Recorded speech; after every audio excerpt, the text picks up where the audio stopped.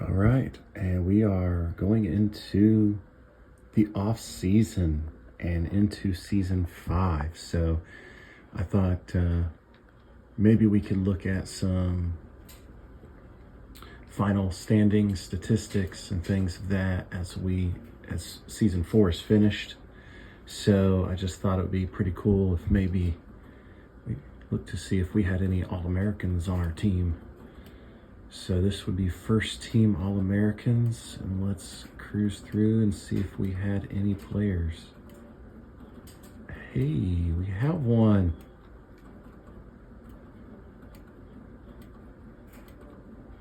Middle linebacker from Oregon State. First team NCAA All-American. That is pretty cool. Here's the second team. Nothing. Freshman. Nothing. So that's a little disappointing, but we have an All-American, so that's cool. And the final standings. So, well, it starts with Conference USA, which is where I am at, fighting Ewok. And I won the East, but I wasn't in the conference championship game. That was UCF, I guess, because they beat me in the regular season. They held that tiebreaker right there. Or UAB, I don't remember, but all of us 7-1. Yeah. Okay then. Let's find. Here is Buckshot. He finished 6th in the WAC conference. Let's find the Pac-10 here. And I'm famished, finished 6th in the Pac-10 conference. So those are final standings and All-Americans. And now we're going to go ahead and head into our off-season schedule and check out our school budgets. This is where we currently are at. So again, my boys can tell me if they want me to change anything. That is where we are. And I haven't been in trouble, so I'm actually going to take a percentage here and apply it to that. See what happens. All right, and then I will catch you guys up shortly here as we get into the recruiting season. And we'll check that out shortly. Okay, we're about to start week 1 of recruiting, fellas. And I think we will check out the interested prospects to see maybe how our recruiting season will go. Marshall and the usual suspect, 2 stars. Two-star players. Oregon State, though, our boy on Famish may be on his way up quickly. Look at this. I mean, and that number 1 wide receiver, and he had one of the best passing offenses last season in the nation too. Number 5 QB, middle linebacker, all his wide receivers and tight ends. I mean, the defense is going to give up some points, but that offense is going to be fully loaded. And San Jose State here, along with me, is looking at 2-star players. So we'll see how that goes. All right, well, let's get through week 1 and see where we're at. Okay, week 1 commitments. Nothing for Marshall. There's that middle linebacker for Oregon State. 4-star. You got him.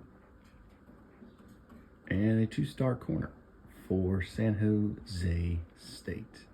All right, let's go to week 2. Week 2 commits. Not impressed. Impressive. Good job. 4-star wide receiver for Oregon State. And nothing for San Jose State. All right, week 3. Here we go. Okay, week 3 commits. We are looking at 2 and 1 stars for me. And look at this. He got the number 5 QB in the nation. Some tackles to protect him, 3-star, and then a couple of 2 stars there. And week 3.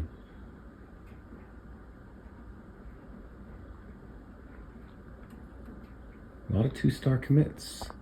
All right, into week 4. Okay, week 4 commits, 3-star. So that's good.